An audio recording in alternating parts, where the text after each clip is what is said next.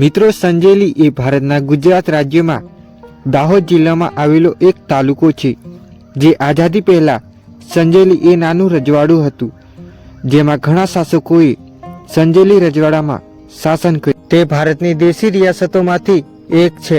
મિત્રો, 1947માં બ્રિટિશ સામ્રાજ્યથી ભારત દેશને આઝાદી મળી, જેમાં ભારતનું વિભાજન કરવામાં આવ્યું, જેમાં ભારતના મૂળ ભૂતપૂર્વ રાજ્યો અને નવા રચાયેલા ભારત સંઘ અને પાકિસ્તાન, જેમાં ગમે તે એક સાથે જોડાવાનો વિકલ્પ આપવામાં આવ્યો હતો. જેમાં સંજેલી રાજ્યના શાસકે સંજેલી રાજ્યને ભારત સંઘમાં સામેલ કર્યું હતું. તો મિત્રો, આજે આપણે સંજેલી રજવાડાનો ઇતિહાસ જાણવાના છીએ, તો વિડીયોમાં બન્યા રહો. મિત્રો, સંજેલી રજવાડાનો ઇતિહાસ શરૂ કરતા પહેલા સંજેલીમાંથી ખોદકામ દરમિયાન 3 તામ્રપત્રો મળી આવ્યા હતા. જેમ કે 5મી થી 6ઠી સદી દરમિયાન આશરે વર્ષ 499 થી 515માં જ્યારે હુણો ભારત આવ્યા હતા, જેમણે ગુપ્ત સામ્રાજ્ય પર આક્રમણ કરી હુણોએ આલ્કોહોલ સામ્રાજ્યની સ્થાપના કરી હતી. તે સમયે હુણોના સરદાર હતા રાજાઓના મહાન રાજા તોરામણ હતા. તે સમયે સંજેલી વિસ્તાર હુણોના આધિપત્ય હેઠળ હતો. મિત્રો, વેપારીઓના સંજેલી પત્રો, ભૂતોના સંજેલી ચાર્ટર અને માતૃદાસનો સંજેલી ચાર્ટર જેવા તામ્રપત્રો મળ્યા છે. તેથી સંજેલીમાં હુણોના અવશેષો મળ્યા છે. સંજેલીમાં 5મી થી 6ઠી સદીમાં પણ લોકો વસવાટ કરતા હશે એમ કહી શકાય. મિત્રો, હવે વાત કરીએ સંજેલી રજવાડાની સ્થાપના વિશે. વર્ષ 1159માં સંજેલી રાજ્યની સ્થાપના સોગીરાજ ચૌહાણ અથવા સોગારા ચૌહાણ કુલના રાજપૂતો દ્વારા કરવામાં આવી હતી. મિત્રો, આજ રાજવંશ દ્વારા લગભગ 900 વર્ષ સુધી આ નાના રજવાડા પર શાસન કરવામાં આવ્યું હતું. મિત્રો, સંજેલી રજવાડાના મૂળ શાસકો ઠાકોરનું બિરુદ ધરાવતા હતા. તેઓના નામ આગળ ઠાકોરનું વર્ણન કરવામાં આવે છે. મિત્રો, જ્યારે રાજા છત્રસાલે રાજપૂત છત્રીસી રાજ્યની સ્થાપના ઈસવીસન આશરે 1775 દરમિયાન કરી હતી, ત્યાર પછી તેમણે અને તેમના અનુગામીઓએ નવું રાજ્ય વસાવવા આસપાસનો પ્રદેશ કબજે કર્યો. મિત્રો, તે સમયે સંત રાજ્યની સરહદોથી પાનમ નદી સુધી દેવગઢ બારિયા રાજ્યનો વિસ્તાર કબજે કર્યો હતો. સંજેલી રાજ્યના શાસકોએ સંત રાજ્યનો થોડો ભાગ કબજે કર્યો. દેવગઢ બારિયા રાજ્યમાંથી થોડો ભાગ કબજે કર્યો હતો.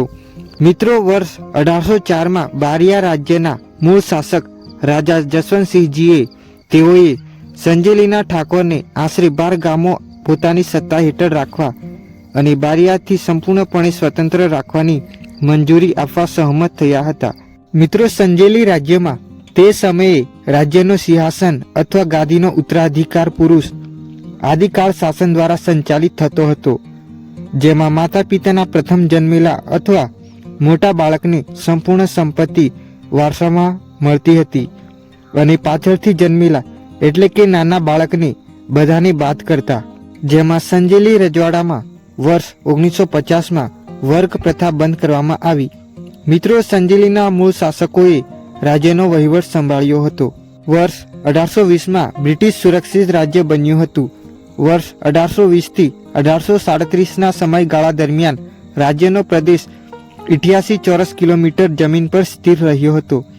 મિત્રો, સંજેલી રાજ્યના મુખ્યત્વે કોળી અને આદિવાસી લોકો વસતા હતા. વર્ષ 1992માં રાજ્યની વસ્તી 3751 તરીકે નોંધવામાં આવી હતી.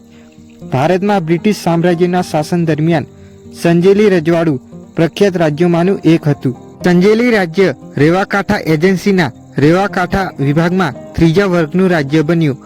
મિત્રો, વર્ષ 1914માં તે લઘુમતી શાસનને કારણે સીધા બ્રિટિશ ભારતના વહીવટ હેઠળ આવ્યું હતું.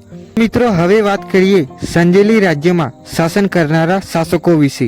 ઠાકોર સરદારસિંહજી. મિત્રો, રાજા સરદારસિંહજી તેઓએ વર્ષ 1750માં સંજેલી રાજ્યની ગાદી પર આવ્યા હતા. તેઓએ સંજેલી રાજ્યમાં ઘણા વર્ષો સુધી રાજ કર્યું. ત્યારબાદ વર્ષ 1789માં ઠાકોર સરદારસિંહજીનું અવસાન થાય છે. ઠાકોર બહાદુરસિંહજી. મિત્રો, ઠાકોર બહાદુરસિંહજી તેઓએ વર્ષ 1789માં સંજેલી રાજ્યની ગાદી પર આવ્યા. રાજા બહાદુરસિંહજી તેઓએ ઘણા વર્ષો સુધી શાસન કર્યું. ત્યારબાદ વર્ષ 1814માં ઠાકોર બહાદુરસિંહજીનું અવસાન થાય છે. ઠાકોર જગતસિંહજી. મિત્રો, રાજા જગતસિંહજી તેઓએ સંજેલી રાજ્યની ગાદી પર વર્ષ 1814માં આવ્યા હતા. તેઓએ ઘણા વર્ષો સુધી સંજેલી રાજ્યમાં શાસન કર્યું. ત્યારબાદ ઠાકોર જગતસિંહજીનું વર્ષ 1857માં અવસાન થાય છે. ઠાકોર પ્રતાપસિંહજી. મિત્રો, રાજા પ્રતાપસિંહજીનો જન્મ 1847માં થયો હતો. તેઓએ સંજેલી રાજ્યની ગાદી પર વર્ષ 1858માં ગાદી પર આવ્યા હતા. તેઓએ ઘણા વર્ષો સુધી સંજેલી રાજ્યમાં રાજ કર્યું. ત્યારબાદ વર્ષ 1901માં ઠાકોર પ્રતાપસિંહજીનું અવસાન થાય છે. ઠાકોર પુષ્પસિંહજી. મિત્રો, ઠાકોર પુષ્પસિંહજી એ પ્રતાપસિંહજીના પુત્ર હતા. તેમનો જન્મ 11 ડિસેમ્બર 1892ના રોજ થયો હતો. તેઓએ સંજેલી રાજ્યના રાજા તરીકે વર્ષ 1902માં ગાદી પર આવ્યા હતા. ત્યારબાદ ઘણા વર્ષો સુધી સંજેલી રાજ્યમાં રાજ કર્યું. ઠાકોર પુષ્પસિંહજીએ સંજેલીમાં પુષ્પ નિવાસ પેલેસ બંધાવડાવ્યો, જે આજના સમયમાં પણ સંજેલીમાં જોવા મળે છે. ત્યારબાદ રાજા પુષ્પસિંહજીનું અવસાન 1948 પછી થયું હતું. ઠાકોર નરેન્દ્રસિંહજી. મિત્રો, રાજા નરેન્દ્રસિંહજીનો જન્મ વર્ષ 1923માં થયો હતો. મિત્રો, ઠાકોર નરેન્દ્રસિંહજીના લગ્ન દેલવાડાના રાજરાણા જસવંતસિંહજીની પુત્રી રાણી લક્ષ્મી કુંવર સાથે થયા હતા. ઠાકોર નરેન્દ્રસિંહજીના શાસનકાળ દરમિયાન ભારત દેશને વર્ષ 1947માં અંગ્રેજોના શાસનથી ભારત દેશને આઝાદી મળી, જેમાં ભારતનું વિભાજન થયું, જેમાં ભારતના મૂળ ભૂતપૂર્વ રાજ્યો અને નવા રચાયેલા ભારત સંઘ અને પાકિસ્તાન, જેમાં ગમે તે એક સાથે જોડાવાનો વિકલ્પ આપવામાં આવ્યો હતો. તે સમયે સંજેલી રાજ્યના રાજા ઠાકોર નરેન્દ્રસિંહજીએ સંજેલી રાજ્યને ભારત સંઘમાં સામેલ કર્યું હતું. ત્યારબાદ સંજેલી રાજ્યને બોમ્બે સ્ટેટમાં ભેળવી દેવામાં આવ્યું હતું, જેમાં બોમ્બેમાંથી ગુજરાત અને મહારાષ્ટ્ર અલગ રાજ્યો બન્યા, જેમાં સંજેલી નગર ગુજરાતનો ભાગ બન્યું હતું, જે આજના સમયમાં દાહોદ જિલ્લામાં આવેલો એક તાલુકો છે. મિત્રો, 19મી સદીની શરૂઆતમાં બ્રિટિશ વહીવટના પરોક્ષ શાસન હેઠળ આ પ્રદેશને ભારતના રજવાડાઓમાંના એક તરીકે નિયુક્ત કરવામાં આવ્યો હતો. સંજેલી રાજ્યનો કુલ 34 ચોરસ માઇલ વિસ્તાર ધરાવતો હતો. વર્ષ 1931માં પ્રદેશમાં કુલ વસ્તી 8083 લોકોની વસ્તી હતી. ત્યારબાદ ઠાકોર નરેન્દ્રસિંહજીનું અવસાન વર્ષ 1970માં થયું હતું.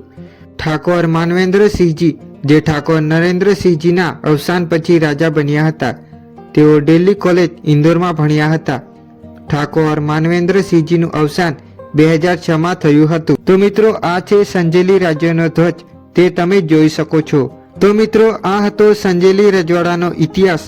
વિડીયો તમને પસંદ આવે તો વિડીયોને લાઈક જરૂર કરો અને આવા જ વિડીયો જોવા માટે ચેનલને સબસ્ક્રાઈબ કરો અને તમારા મિત્રોને પણ સંજેલી રાજ્યનો ઇતિહાસ જરૂર શેર કરજો. ધન્યવાદ.